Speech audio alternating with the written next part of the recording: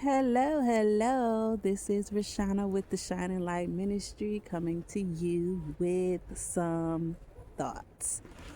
Um, so, this video is just about my thoughts and my feelings on the topic of disparity amongst the American people, American society. Whether that be, rich, poor, higher class, just a different class of people, different race of people, different people with different backgrounds. Like the gap which kind of separates us and causes us to be divided because simply because we don't understand one another, and we don't have a lot of people don't have the empathy to even try to have like sometimes you're unable to have an understanding, but you can at least have empathy, or at least try to gain some type of understanding. You know what I mean? Because you don't have to actually experience something to understand something. Just like if when we have history class and we speak about history and the our things that people went through and everything like that, we can gain an understanding about it just by getting the information and studying it and learning it, and talking about it. And so, I think this video is just more so that we can, open the door to that and begin to have these conversations more. So this won't be the only video on this topic, so it's just going to be a brief video. So it's not gonna be long. I didn't really pre-prepare or have a PowerPoint or anything like that. It was just an idea topic that I had wrote down, and so I'm just kind of like free falling it off the top of the brain. So my experience with disparity. So I am a 34-year-old African American woman. I am a single mother. I have 4 children. They have 4 different dads. I don't have a college degree. I actually, I have a felony and things like that. So there is a lot of disparity with, that I experience and that I can see. So it's like when people look down on you a lot, and you could feel that and you could see that and you could sense that. So there's a lot of that. People looking down on someone that may have these characteristics or this lifestyle, and it's more so looking from the eye lens of like, you got to hold yourself accountable. There's a lot of that, like, oh, you have to hold yourself accountable and, learn your lesson and this and this and this and that. But sometimes, like, this learn your lesson type of thing is extreme to the point to where we're not even giving people a second chance. We're not even allowing people to elevate and grow, and so you have to push against these roadblocks that are put up amongst you. And I'm not saying like, oh, people who are lower class and poor are the easiest people to work with. So from a rich person's perspective, when it comes to like people, how people carry themselves or how they speak or how they act or how they some people have like a sense of entitlement, which does happen because I caught myself having this sense of entitlement before, like, oh, I keep messing up and somebody has to help me. And I think that comes from, I had a low income apartment, probably, I want to say, how old was I?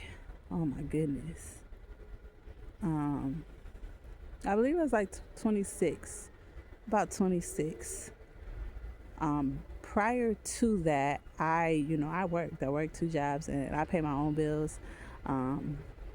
there was times I didn't even get food stamps or anything like that. Like only government assistance that I got was Medicare, but it was getting to the point to where I was about to get cut off of that as well. But the only reason why like I was still on is because like wasn't I would have two jobs, and that's why my income was so much. I had to have two jobs to get into this bracket that I was in, which was above a little bit, like just above the poverty level, which like it loud probably was like $3 over the poverty level. You hear me? And so I needed those food stamps because I was still broke. But when I got the low income, it gave me this a little bit more security because now my rent was 30% of my income. No, but also where the problem came in at for me is if I didn't work, my rent, if I didn't work, I didn't have an income. And so essentially my rent was zero. And I was still like I was spiraling and going in cycles, and you know I had mental illness, but I wasn't aware that I had a mental illness because you know I didn't address it, so I didn't know, and so I was in a bad cycle of unhealed, untreated mental health, along with this this help of getting, you know, my rent paid and food stamps and everything like that. So I didn't have to worry about it. And things spiraled out of control. And I ended up losing everything, you know, due to my mental health. And so then coming out of that and not having that, it's like, it's very, very, very hard to get back used to what I did when I was in my younger 20s, you know. I can't, like, I done been through all this trauma and all these things, and so now it's just like it's very hard to work two jobs like I used to. And believe me, I tried, you know, but it's not in me. You know, my mother is still doing it, so she can do it. Some people can, and some people can't. I can't do it.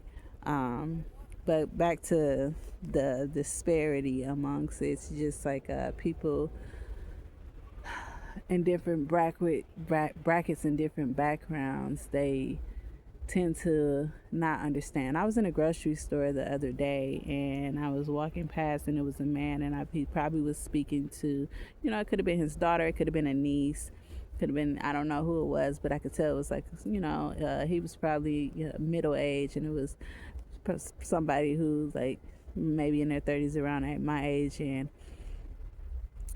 how I picked all this up just walking past, I picked it up.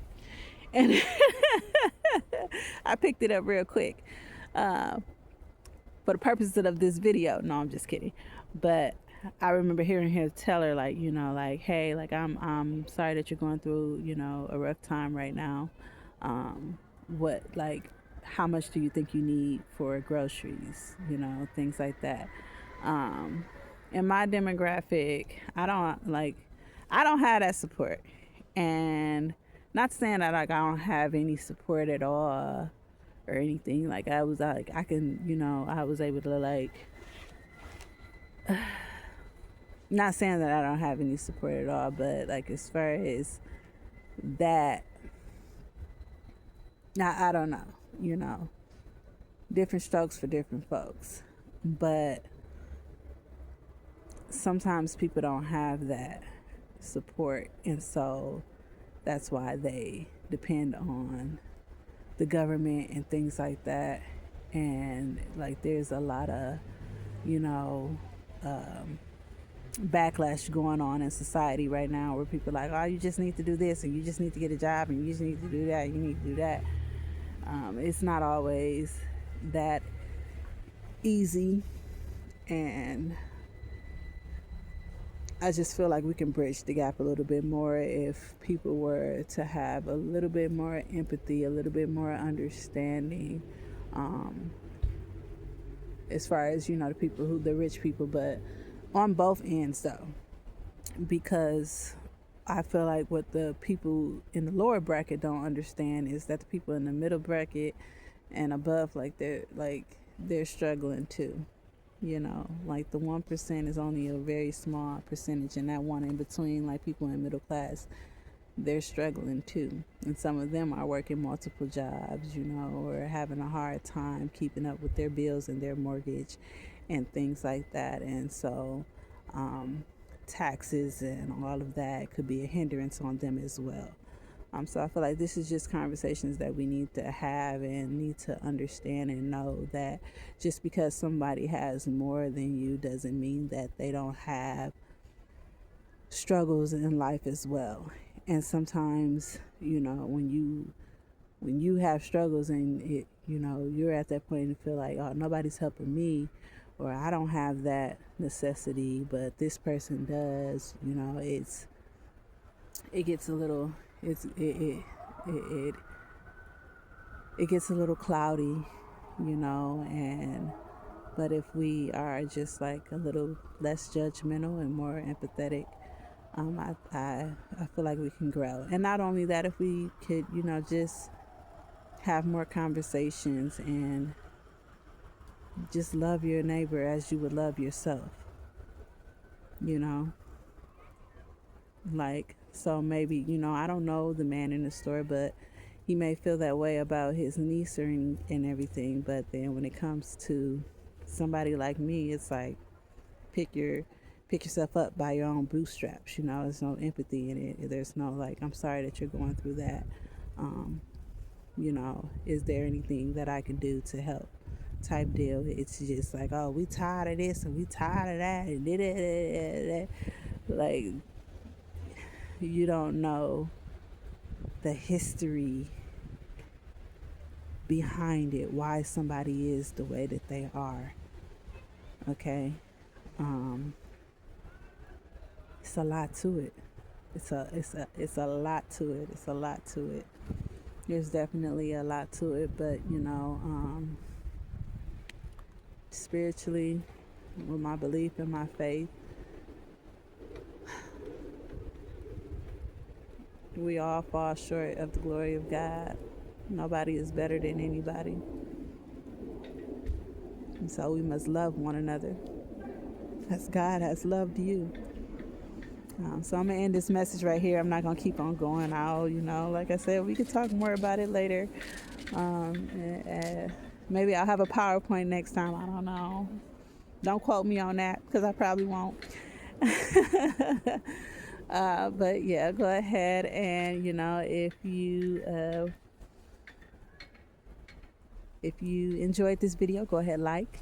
If you wish to hear more, topics and things from the Shining Light Ministry, go ahead, subscribe to the channel. And if you wish to give to help the channel continue to grow and that I can continue to have these conversations, go ahead and donate and give with a cheerful heart. I truly appreciate it. All donations are appreciated, and I thank you. I love you, and be well.